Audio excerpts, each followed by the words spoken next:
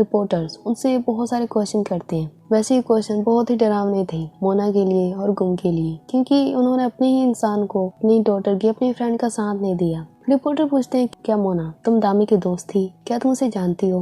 मोना कहती है, नहीं, वो एक क्लासमेट थी, इतना मैं जानती हूँ, मैं उसको इतनी गहराई से नहीं जानती। उधर यांग ये न्यूज फैलाने में लगा हुआ था कि फादर, संगचन के फादर जो चेयरमैन थे, वो बिल्कुल परेशान हो गए थे। रिपोर्टर्स उनसे बार बार क्वेश्चन कर रहे थे कि आपके बेटे ने ही दामी को मारा था। हम यांग को देखते हैं जो नोपेंग के घर पे जाता है। वहाँ पर नोपेंग नहीं थी। उसे नोपेंग की चिंता हो रही थी क्योंकि नोपेंग उसे छोड़कर भाग गई थी। तभी उसे कॉल आता है, नोपेंग हॉस्पिटल में थी, वो उसे देखने जाता है। नोपेंग को डांटने लगता है। नोपेंग कहती है, मुझे समझ नहीं आ रहा था मैं किसे कॉल करूं, इसलिए मैंने तुम्हें कॉल किया। यांग की आंखों में आंसू आ जाते हैं, वो उसको संभालने लगता है। उधर के फादर चेयरमैन को हम देखते हैं जो मोंग के साथ था। वो कहता है कि मैंने कहा था ना तूफान आने वाला है, तुम्हें संभलने की जरूरत थी, लेकिन फिर भी तुमने पंगा लिया। चेयरमैन कहते हैं, फिर बताओ मैं क्या करूं? मोंग कहता है, तुम अब कुछ नहीं कर सकते, तुम्हें हार माननी चाहिए, तुम उसका सामना कर ही नहीं सकते। जिससे तुम सबसे ज्यादा प्यार करते थे उसी ने तुम्हें धोखा दिया। अब चेयरमैन कहते कि नहीं, मैं तो सामना करूंगा, मैं टिकट कंपनी के मालिक मैथ्यू को छोड़ूंगा नहीं। उसने मेरे ऊपर इतने सारे केस कैसे कर दिए? वैसे ही मैथ्यू का ही प्लान है। उसने ही मोंग को कहा था कि तुम्हें चेयरमैन को बिल्कुल उकसाना है, उसे ऐसा फील कराना है कि उसे फाइट करना ही करना है, और चेयरमैन यही कर रहा था। यंग नोपेंग के साथ था। नोपेंग हाना को देखती है। हाना के साथ मोना की मॉम थी। दोनों बहुत खेल रहे थे। वैसे हाना को भी साइन लैंग्वेज आती है जिससे वो अच्छे से बात कर रहे थे। नोपेंग मोना की मॉम को थैंक्स कहती है।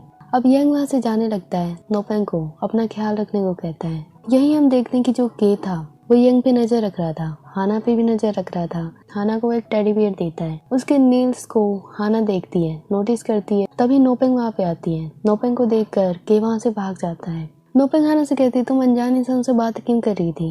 हाना कहती है, मैं बात नहीं कर रही थी, वो खुद मेरे पास आया था। मुझे उसके नाखून बहुत अजीब लगे थे, बिल्कुल रूखे सूखे थे, उस पर नेल्स ही नहीं थे।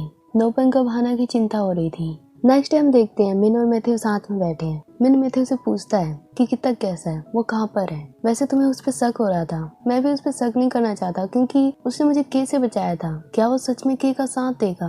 मैथ्यू कहता है, मैं भी इसीलिए उस पर शक नहीं करना चाहता, मैं उस पर नजर रखना भी नहीं चाहता। अब मैथ्यू कॉफी बनाने जाता है। तभी मैथ्यू के टैब में किता को लाइव देखता है। वो गुम के साथ था और बहुत ही खुश था। ये देखकर मिन को शक हो रहा था कि क्या सच में किता के से मिला हुआ है। मोना अपने कैबिन में थी, वो रेस्ट कर रही थी। तभी मिसाइल वहाँ पे आती है। मिसाइल मोना को मारने लगती है, उसे डांटने लगती है। मोना को भी गुस्सा आता है, वो भी उसके साथ फाइट करने लगती है। मोना पूछती है, आखिर तुम मुझसे फाइट क्यों करना चाहती, आखिर तुम मेरे साथ ये कर क्यों रही हो? मिसाइल कहती है, क्योंकि मैं दामी का बदला ले रही हूँ, तुमने दामी के साथ बहुत गलत किया। वे फाइट कर ही रही थी। तभी वहाँ पर बहुत सारे रिपोर्टर आ जाते हैं, सब उसकी तारीफ करने लगते हैं। मिसाइल कहती है, मैं तो एक्टिंग कर रही थी, यही एक्टिंग तुम्हारी मूवी में डालना चाहती हूँ। मोना अब समझ नहीं पाती कि आखिर मिसाइल कर क्या रही है। वो उसे गुस्सा भी कर रही है, लोगों के सामने फेक एक्टिंग भी कर रही है। मोना गुस्से में वहाँ से चली जाती है।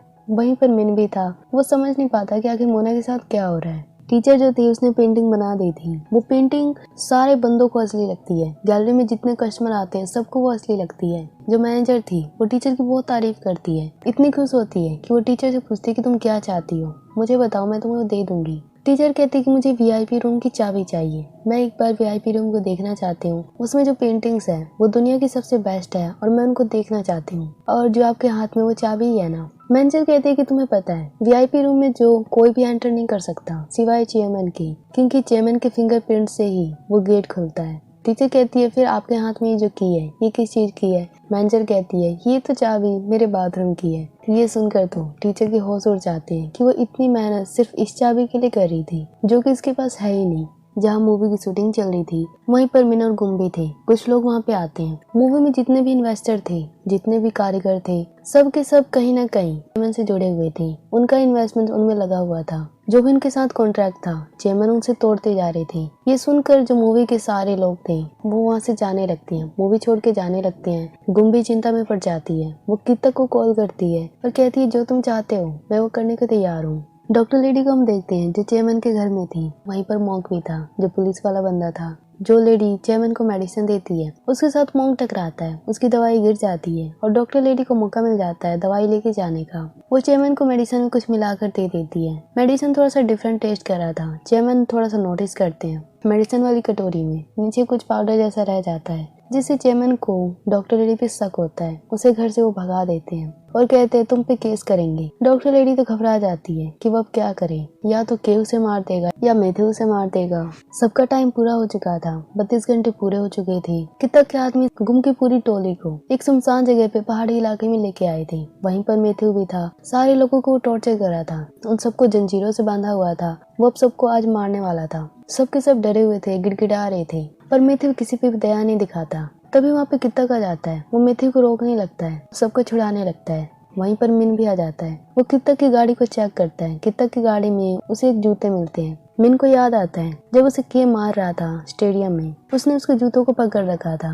ये वही जूते थे जो के ने पहने थे। अब मिन को लगता है कि शायद कित्तक ही के का साथ दे रहा है। वो कित्तक को बार बार कहता है कि मैथ्यू को छोड़ दो। कित्तक मैथ्यू को मारने वाला था। मिन कहता है तुम मैथ्यू को क्यों मारना चाहते हो। कित्तक कहता है तुम्हें अभी कुछ नहीं पता, तुम इससे दूर रहो।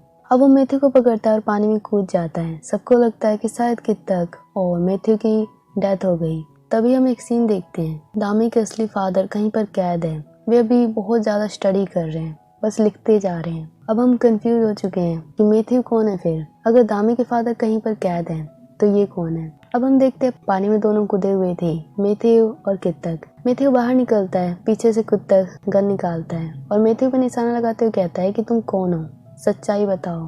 कित्तक बार बार पूछता है कि तुम कौन हो, पर मैथ्यू कोई जवाब नहीं देता। वो हंसने लगता है।